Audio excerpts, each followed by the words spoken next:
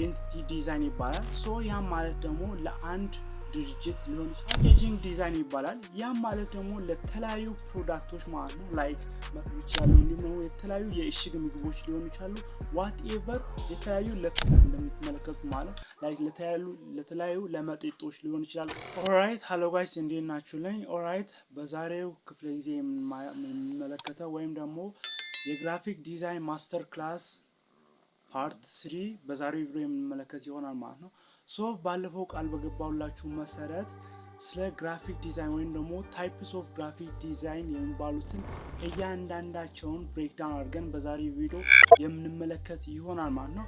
ሶ በባለፈው ክፍል እንግዲህ ግራፊክ ዲዛይን ምንነትና እንዲሁም ደግሞ ግራፊክ ዲዛይን እንዴት ማስተር ማድረግ እንደምንችል ተመልክተናል ማለት ነው። ሶ ያንን ያላያችሁ ሊንኩን ዲስክሪፕሽን ቦክስ ላይ አስቀምጥላችኋለሁ፣ እዛ ላይ ገብታችሁ መመልከት ትችላላችሁ። ግን በዛሬው ክፍል ጊዜ የምንመለከተው የግራፊክ ዲዛይን አይነቶችን ወይም ደግሞ ግራፊክ ዲዛይን በስንት እንደሚከፈል እያንዳንዷ ነገር ብሬክዳውን አድርገን የምንመለከት ይሆናል። ሶ ለቻናሉ አዲስ ሆናችሁ ቻናሉ የተለያዩ የኤዱኬሽናል ኮንቴንቶችን እንዲሁም ደግሞ ቴክ ጋር ሪሌትድ የሆኑ ኮንቴንቶችን የምታገኙበት ቻናል ስለሆነ ዛሬውኑ ቻናሉን ሰብስክራይብ ማድረግ መቀላቀል እንዳትረሱ። አሁን ቀጥታ ወደ ፕሮሰሱ እንገባለን ማለት ነው። አብራችሁን ቆዩ።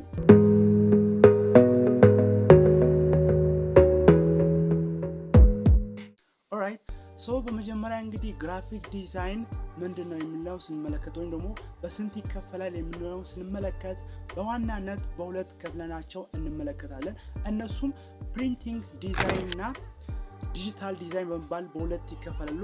ሶ እና እያንዳንዳቸውን በዘዘን ስንመለከት ፕሪንቲንግ ዲዛይን ከሚባሉት መካከል ስንመለከት ማለት ነው የመጀመሪያውና በዋናነት የሚቀመጠው እንግዲህ ብራንዲንግ ኤንድ አይደንቲቲ ዲዛይን ይባላል። ሶ ያም ማለት ደግሞ ለአንድ ድርጅት ሊሆን ይችላል ወይም ደግሞ ለሳምበዲ የሆነ ካምፓኒ ሊሆን ይችላል ሙሉ ብራንዲንጉን ከከለር አንስቶ እያንዳንዷን ሎጎ እንዲሁም ደግሞ የተለያዩ ከለር ቲዮሪዎች ጀምሮ እያንዳንዷን ነገር ዲዛይን የሚያደርገው ብራንዲንግ አይደንቲቲ ዲዛይን ይባላል ማለት ነው። ሶ ሌላኛው ፓኬጂንግ ዲዛይን ይባላል። ያም ማለት ደግሞ ለተለያዩ ፕሮዳክቶች ማለት ላይክ መጽሐፎች ሊሆኑ ይችላሉ እንዲሁም ደግሞ የተለያዩ የእሽግ ምግቦች ሊሆኑ ይችላሉ ዋትኤቨር የተለያዩ ለፕሮዳክቶች ፓኬጅ ዲዛይን የሚያደርጉ ላይክ እዚህ ጋር እንደምትመለከቱ ማለት ላይክ ለተለያዩ ለመጠጦች ሊሆን ይችላል ኦር ደግሞ ለተለያዩ ለእሽግ ምግቦች ሊሆን ይችላል ፓኬጆችን ዲዛይን የሚያደርጉት ፕሮዳክት ዲዛይን ወይም ደግሞ ፓኬጂንግ ዲዛይን በመባል ይታወቃሉ ማለት ሶ ሌላ አድቨርታይዚንግ ኤንድ ፕሮሞሽን ዲዛይን ይባላል። ያ ማለት ደግሞ የተለያዩ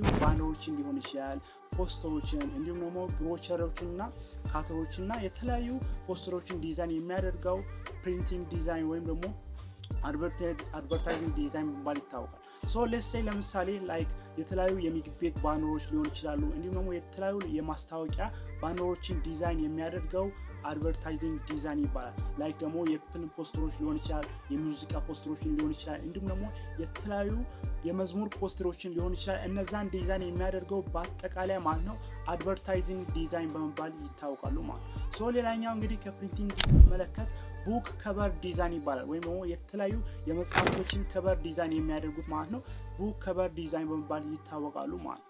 ሶ ሌላኛው እንግዲህ ከፕሪንቲንግ ዲዛይን ብሮቸር ኤንድ ካታሎግ ዲዛይን ይባላሉ። ያም ማለት ደግሞ ካታሎግ ማለት ብሮቸር ኤንድ ካታሎግ ዲዛይን ማለት ላይክ የተለያዩ የኢንቫይቴሽን ዲዛይኖችን ወይም የተለያዩ አውዝ ላይክ ለሰዎች ማለት ነው ኢንቫይቴሽን ዲዛይን የምታደርጉበትን ወይም የተለያዩ ብሮቸሮችን የምግብ ቤት መኖች ሊሆን ይችላል እንዲሁም ደግሞ የተለያዩ ማለት ነው የሆቴሎችን መኑ ዲዛይን የሚያደርጉት ብሮቸር ዲዛይነሮች ናቸው ማለት ነው። ሶ ሌላኛው እንግዲህ ባነር ዲዛይን ነው ከፕሪንቲንግ ዲዛይኖች መካከል ማለት ነው። ባነር እንደነገርኳችሁ ቅድም ማለት ነው ለተለያዩ ማስታወቂያ ወይም ለአድቨርታይዚንግ ፐርፐዝ እንጠቀምበታለን። ያም ማለት እንግዲህ በፊዚካሊ ፕሪንት አድርገን የምንጠቀመው ነው ማለት ነው።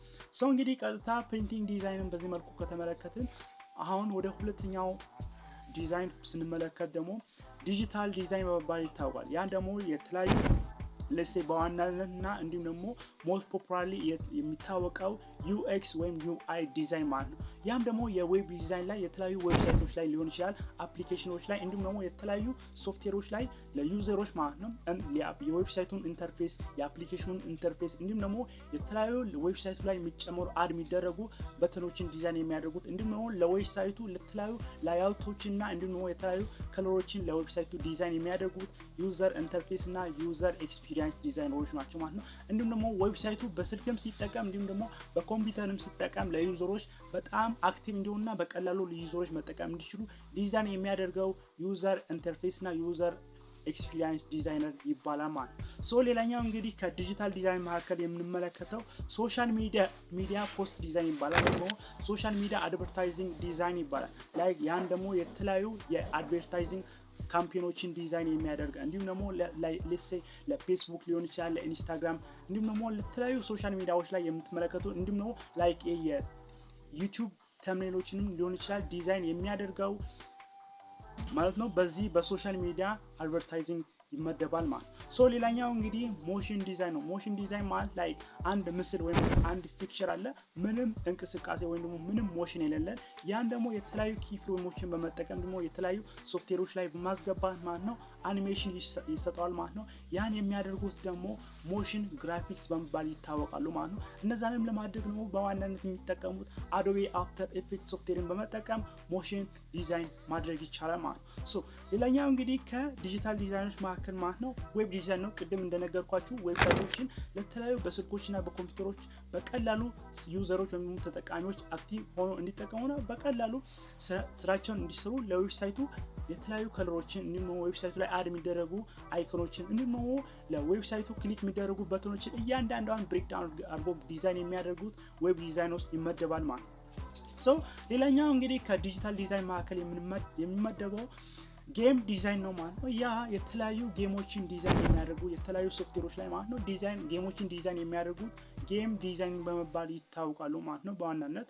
ሌላኛውና በመጨረሻ ላይ የምንመለከተው የዲጂታል ዲዛይን ማለት ነው ምንድነው ፕሮዳክት ወይም ደግሞ ፓኬጂንግ ዲዛይን ይባላል ማለት ነው። ቅድም እንደጠቀስኩላችሁ ለተለያዩ ፕሮዳክቶች ማለት ነው ለመጠጦች ሊሆን ይችላሉ፣ ለምግቦች ሊሆን ይችላሉ፣ ዋትኤቨር ለልብስ ዋትኤቨር ማንኛውም ፕሮዳክት የተባለ ፕሮዳክት ላይ ዲዛይን የሚያደርጉ ወይም ፓኬጂንግ ዲዛይን የሚያደርገው ማለት ነው ፕሮዳክት ዲዛይን በመባል ይታወቃል። ሌትስ ሴይ ለመጠጦች ሊሆን ይችላሉ። አብዛኛውን ጊዜ ሞስት ፖፑላሪ ላይክ እነዚህ ለመጠጦች ሊሆን ይችላሉ። እንዲሁም ደግሞ የተለያዩ ታሽጎ ለሚመጡ ነገሮች እያንዳንዷን ፓኬጂንግ ዲዛይን የሚያደርገው ማለት ነው ፕሮዳክት ዲዛይን በመባል ይታወቃል ማለት ነው። እንግዲህ ሞስት ፖፑላሪ የሚታወቁት እነዚህን ጠቀስኩላችሁ እንጂ በጣም ዲፕሊ ብንመለከተ በጣም ብዙ ናቸው፣ ተቆጥሮም አያልቁም። ምክንያቱም እያንዳንዱ ሞር ወደ አንዱ የገባን በመጣን ቁጥር ዲፕሊ ስንመለከት በጣም ሰፋ ይሄዳል ማለት ነው ቶፒኩ። ስለዚህ በሚቀጥለው ክላስ እያንዳንዷን ነገር ደግሞ ብሬክ አድርጌ የማስመለከታችሁ ይሆናል። እንዲሁም ደግሞ ግራፊክ ዲዛይን ምንድን ነው፣ ለምንስ ፐርፐስ እንጠቀምበታለን ሞር ብለን እያንዳንዷን ነገር ብሬክዳውን አድርገን የምንመለከት ይሆናል ማለት ነው። አይ ሆፕ የዛሬው ቪዲዮ ደግሞ እንደጠቀማችሁ ቪዲዮውን ላይክ ማድረግ እንዳትረሱ፣ እንዲሁም ደግሞ ቻናሉን ሰብስክራይብ እንዲሁም ደግሞ ለሌሎች እንዲደርስ ዘንድ ሼር ማድረግ እንዳትረሱ። በቀጣይ አሪፍና ጸዴ ቪዲዮ እስከምንገናኝ ድረስ ቴሌግራም ሊንካችን ባዮ ላይ አስቀምጥላችኋለሁ። እያንዳንዷን ነገር ያላችሁን ሀሳብና ቴሌግራም ላይ አስቀምጡን፣ ኮሚኒቲያችንን መቀላቀል ትችላላችሁ ማለት ነው። በቀጣይ አሪፍና ጸዴ ቪዲዮ እስከምንገናኝ ሲዩ ሳይ